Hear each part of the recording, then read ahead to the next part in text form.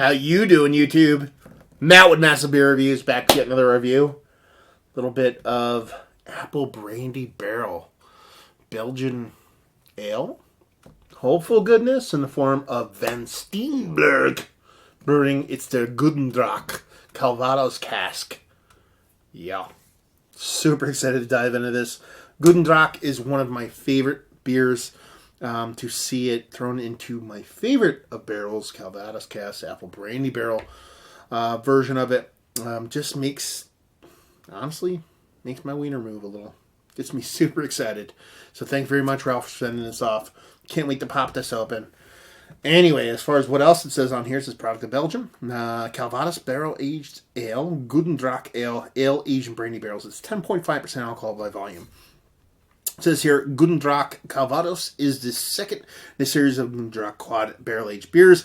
Brewer ages Gulden Draak Quad 9000 in Calvados apple cider brandy barrels for roughly 4 to 6 months. An ideal length of time for the residual flavors of the barrels to meld with the beer. This beer is unlike any you've ever tasted. Once again, Jeff Barrled from brewery Van Steenberge produces a gem for all to enjoy. And that's the thing. It's the Gulden Draak 9000. That comes off a bit lighter, not nearly as dark for me. They usually, I think they call Gulden Draak like a Belgian strong dark. It comes off more quality for me, but the 9000 is definitely kind of more in that Belgian golden triple range. So you're not going to see super darkness on it. I don't think you will. At least doesn't look like through the beer, but or through the bottle. But yeah, label-wise, it's absolutely fantastic. Classic logo with some really nice drawings. Cork and cage. It's beautiful. Got your fatty Duvel here. Kind of a little proper glassware, even though it's not a Gulden Draak glass. I've had several in my lifetime, but unfortunately, I tend to break shit. So here we go.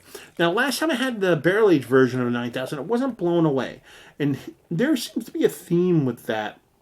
Not necessarily with Belgians, but with apple brandy barrels, it's very hit or miss for me. There's some that absolutely blow me in the next week. J.W. Lee's Del Calvados cask. There's a couple other ones that really do it for me. But there are some ones that are just kind of like, okay, this is a nice beer. So hopefully this one is more in the latter than the former. Whatever, no, former and latter. You know what I mean. Anyway, a gratifying creaminess is really creepy because it's half rocky, half creamy. So we're already bipolar on this one. So I'm probably going to like it and kind of hate it at the same time. A subtle haze to her. Very subtle haze with a little bit of aggressive carbonation through the middle. There's probably an agitator in the bottom of this glass. And she looks the part of like an apple juice with a little bit of extra color to her.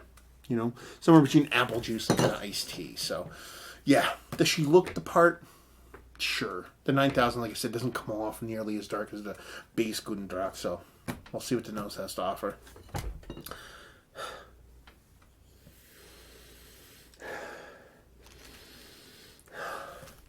Definitely more apple cider vibes than apple brandy vibes. Now in here they talk about apple cider brandy.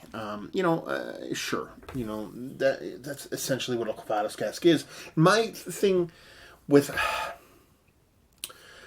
the aging of it, they talk about 4 to 6 months on here. I don't think that's long enough in a barrel for almost any beer, especially a high ABV beer like that.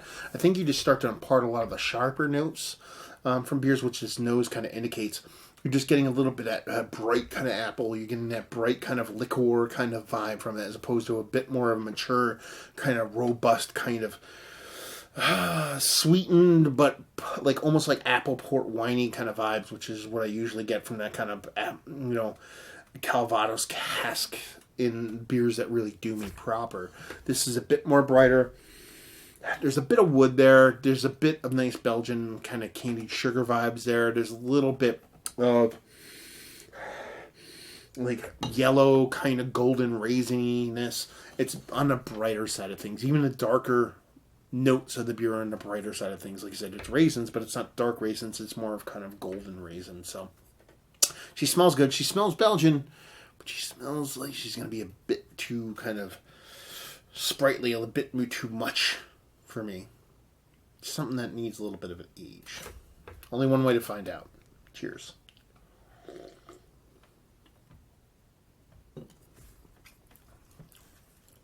Ooh.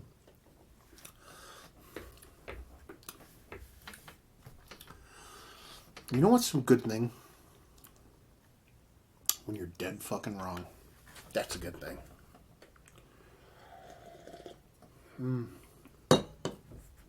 You know what? I'm going to take that back. I'm not dead fucking wrong. I'm dead fucking right. How fucking... I never say that. No, why am I saying I'm dead fucking right? When I poured it... This is so funny. When I poured it, I was like, that's weird. It's got a half creamy head, half rocky head. It's probably going to be a bipolar beer. It's exactly what kind of beer it is. It does have this kind of new freshness to it. This bit of this sprightly kind of carbonation with a bit of kind of a new green, not like green vegetable or hops or anything like that, like newer, like new freshness, like immature kind of Belgian pseudo Tripoli vibe to it. That comes off very kind of just not old enough, just not refined enough. But there's this flip side to it that once you actually swallow it and you let it kind of do its thing, you're washed with this really beautiful apple brandy that melds with this, like, because you get this like sweet apple brandy thing that's not overly sweet. It's definitely matured. It's not too fresh. It's not too bright. It's the opposite of the beginning. And it's washed in this kind of nice Belgian matured kind of triple thing where you're getting a bit of pepperiness from it, a bit of coriander from it, a bit of kind of more kind of aged, kind of weatheredness to it. It's a bipolar beer for sure. There's so much good for me at the end and so much freshness at the beginning. It's not bad by any means at the beginning. It's an absolutely fantastic beer from beginning to end. It covers all the bases. It travels not just from point A to point B. It travels from point A to point Z to whatever other alphabets I'm not mentioning and gets there in a super cool arc that makes it a super interesting beer to drink, which I think is an absolutely fucking fantastic thing. Yeah, this is a super fun beer. Not all at all really boozy. Maybe there's like a hint there to let you know you're drinking something in double digits, but nothing too kind of in your face. It definitely comes off more kind of triple than anything else. But fresh at the beginning, and like I said, kind of aged towards the end. That apple brandy barrel again comes off kind of very kind of immature at the beginning, but then it kind of washes with that kind of matureness and that nice richness and a bit more, almost like a apple toffee. If the kind of sugar was kind of like a cider sugar instead of like a brown sugar kind of thing going on in there. The point is the combination of that kind of pepperiness that you get from fresh to old, and that kind of apple that you get from fresh to old. It reminds me of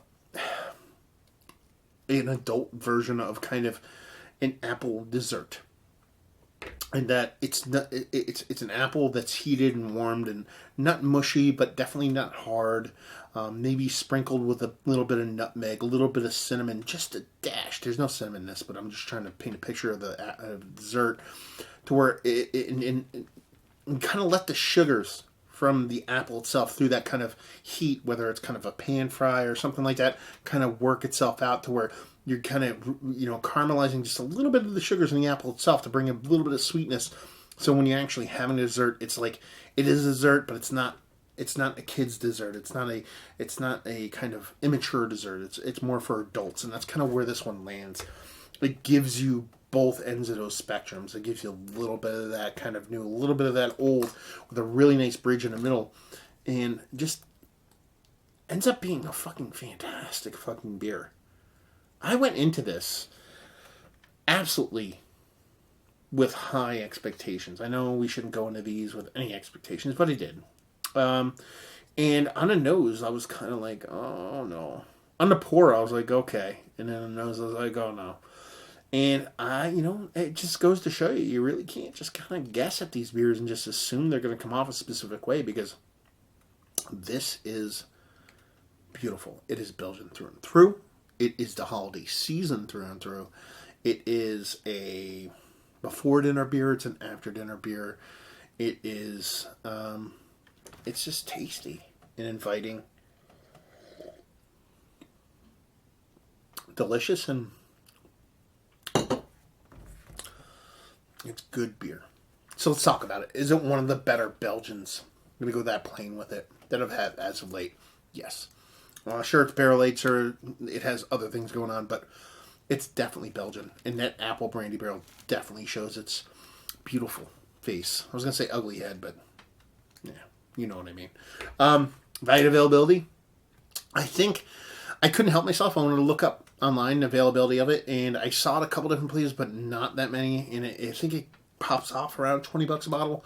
I have no qualms buying this for $20 a bottle, but maybe Ralph can tell us what he paid for it, because he was as awesome enough to send it to me, and leave you with, if you like what we like this, if you like good beer. If you drink this, if you live in the kind of singular beer world, whether it be the the macro lager or the Haze-Bro world or the kind of whatever world, then you're very singular about what you drink. Obviously, I'm not going to sit here and be like, you won't get this, because that's not what you're into.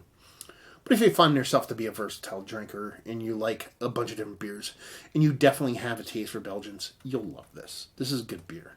And it's a beer meant to be shared. I'm really bummed. I wanted to open this by myself because I wanted to actually drink it. And I wanted to drink it over a course of time. And I'm actually kicking myself in the ass that I didn't open this with friends, because I think this is a beer that's meant to be shared. 750s generally are.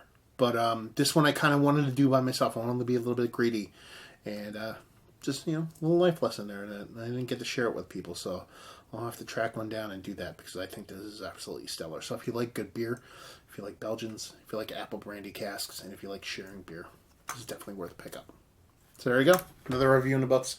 Hopefully you guys enjoyed it. If you did, didn't, anywhere in between, down there, words and stuff and things. Me, Massive Beers. All the internets. Just type it in, find me, say hi. I do a bunch of shit outside of YouTube's. And hopefully you guys enjoyed our review. Hopefully you're enjoying this Gulden Draak Calvados cask right now. And hope to see you next time. Cheers.